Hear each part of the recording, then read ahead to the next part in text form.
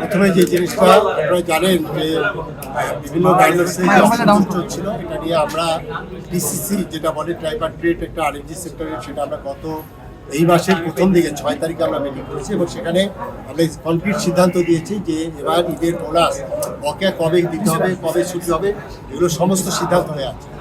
এই সিদ্ধান্তের পরেও বেশ কিছু গার্মেন্টস ফ্যাক্টরি তারা কিছু সমস্যা ছিল, সর্বশেষ এটি 25 তারিখে এসে দাঁড়ালো 12টা ফ্যাক্টরি, যেটা আপনার তারা আসলে তাদের বেতন বোনাস এগুলো দিতে পারেনি এবং সেটা আমরা 27 তারিখে আমাদের মাননীয় উপদেষ্টা মহোদয় সহ আমাদের মিডিয়াকে জানানো হয়েছে যে 27 তারিখ লাস্ট ডেট ছিল, লাস্ট ওয়ার্কিং ডে। 27 তারিখে আপনার এগুলো সব কিছুর সমাধান যদি মালিক না করতে পারে তাহলে মালিক পক্ষকে আমরা দেশের বাইরে যেতে দেবো না এবং সেখানে মালিককে আমরা যেটা আছে তাদেরকে আমরা যেটা আছে আইনগত ব্যবস্থা নেবো। এটাই আজকে 25 তারিখের সিদ্ধান্ত ছিল। 27 তারিখে আমরা অলমোস্ট সবগুলোর সমাধান করেছি, বিশেষ করে সেখানে মাহবুব গার্মেন্টসের ফ্যাক্টরি আছে সেটার সমস্যার সমাধান আমরা করেছি। আমরা স্টাইল ক্রাফটের সমাধান করেছি। আরেকটি ফ্যাক্টরি ছিল আমাদের টিএনজেড, সেটারও আমরা কিন্তু আংশিক সমাধান করেছি। অর্থাৎ টিএনজেডের তাদের 1,05,00,000 টাকা যেটি ব্যাংকে আপনার সমস্যা ছিল সেটি আমরা সন্ধ্যার সময় 27 তারিখে সেটা পেমেন্ট দেওয়া হয়েছে। এই টিএনজেড ফ্যাক্টরির মালিক আপনার সে সৌদি আরবে আপনার বহু বছর আগে চলে গেছে এবং তাদের একটা সমস্যা ছিল 6 মাস আগে, আপনারা জানেন, এবং সেখানে আমরা সরকারের পক্ষ থেকে তাদেরকে আমরা 16 কোটি টাকা আমরা হেল্প করেছি। এই 16 কোটি টাকা যেটা দেওয়ার পরে তাদের যেটা এগ্রিমেন্ট ছিল যে তারা এই ফ্যাক্টরি বন্ধ করবে কী করবে বা সেটা তাদের দায়িত্ব। এখন দেখেন ঠিক এই মুহূর্তে এসে আমরা যেটা হিসাব করলাম তাদের এখন আবার 17 কোটি টাকা শ্রমিকদের বকেয়া হয়েছে। এভাবে তো চলতে পারে না। আমরা আজকে বসে যে সিদ্ধান্তটা নিয়েছি, যেহেতু এখানে অনেকদিন ধরে তারা এখানে আন্দোলন করছিল এবং আমরা চাচ্ছিলাম যে এই বিষয়টার সমাধান করতে। অলরেডি আপনার অফিস বন্ধ হয়ে গেছে, আজকে 29 তারিখ ব্যাংকও যেগুলো স্পেশালি খোলা ছিল সেগুলো বন্ধ হয়ে গেছে। সেখানে যে সমাধানটা এখানে আসছে, আমরা মালিকের পক্ষে ডাইরেক্টর সহ যারা আছে 3 জন ব্যক্তি আছে তারা আমাদের কাস্টডিতে থাকবে এবং সেই সমাধানটা কি আপাতত শ্রমিকরা যাতে বাড়ি যেতে পারে সেই জন্য তাদের ফ্যাক্টরিতে যে মেশিনপত্র ছিল তারা বলেছিল যে 4টার মধ্যে ব্যাংক থেকে দেওয়ার বিষয়। আমি 2টা ব্যাংকের যারা আছে বিশেষ করে ইসিবিএল এবং আমাদের এখানে প্রিমিয়ার ব্যাংকের ওখানে ওনাদের কর্তৃপক্ষরা আসছে, আসলে তারা যেটা দাবি করছে ব্যাংকে আসলে তাদের কোনো লেনদেন নাই, অর্থাৎ তাদের সব কিছু ক্লাসিফাইড হয়ে গেছে। আর যেহেতু ব্যাংক অলরেডি বন্ধ হয়ে গেছে, বাংলাদেশ ব্যাংকও বন্ধ হয়ে গেছে, এই মুহূর্তে কিন্তু আমাদের অন্য যে অ্যারেঞ্জমেন্ট, যে ব্যাংক একটা লোন ক্রিয়েট করে তাদের সাপোর্ট দেবে সেটারও সুযোগ নেই।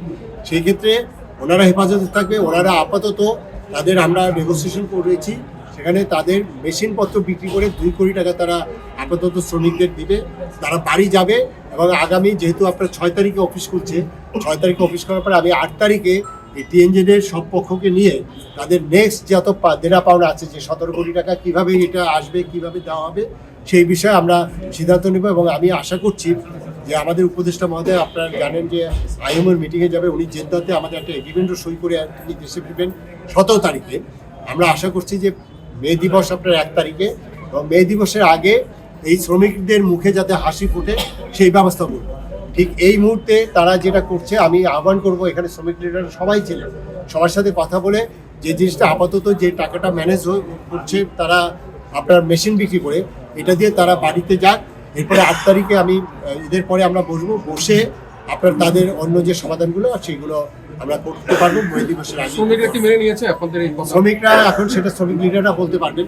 শ্রমিক লিডাররা ছিলেন, তাদের কাছেও আমরা সাজেশন চেয়েছিলাম এখানে আর কোনো অপশন আসলে সেখানে যদি আপনারা শ্রমিক লিডারদের সাথে কথা বলেন সেটা আপনারা শুনতে পারেন। আর একটা জিনিস হলো কি যে এখানে অনেক শ্রমিক আছে তাদের কিন্তু চাকরি অনেক আগে চলে গেছে, অনেকগুলো ফ্যাক্টরিতে 3 বছর আগে চলে গেছে। সেটি তো আপনার ঈদের আগে এটা দাবি করে 3 বছরের সমাধান তো করা যাবে না। তারপর আমরা সরকারের পক্ষ থেকে যতগুলো সমাধান করার সুযোগ ছিল সেগুলো করা হয়েছে। ক্যাশ ইনসেন্টিভ এই বছর 550 কোটি টাকা ফ্যাক্টরিকে দেওয়া হয়েছে, যেটি নজিরবিহীন, এবং তার ফলেই কিন্তু এই বকেয়া বেতন যেটা ছিল এবং সেটা করে আমাদের কাছে যেটা রিপোর্ট আসছে অলমোস্ট 99.5% কিন্তু আপনার করা হয়েছে। এখন যে জিনিসটা হলো যে 2-1টা জায়গায় সমস্যার সমাধান যেটা করতে করতে এসে টিএনজেডটা আসলে তলানিতে এসে গেছে এবং সেটা কিন্তু আমরা মোটামুটি আজকে এই অ্যারেঞ্জমেন্টটা করেছি। আমি আশা করছি যে এটা আমাদের শ্রমিক লিডার এবং যারা সাধারণ শ্রমিক আছে তারা এটা মেনে নেবে এবং সেইটা মেনে নেওয়ার পরে আর যেহেতু আমরা মালিক পক্ষের যারা আছে তাদেরকে আমরা আমাদের কাস্টডিতে রেখেছি এবং আমি বলেছি যে এর মধ্যে মালিক নিয়ে দেশে হাজির করতে এবং আমরা 8 তারিখে মূল সমাধানের দিকে যাবো। স্যার 99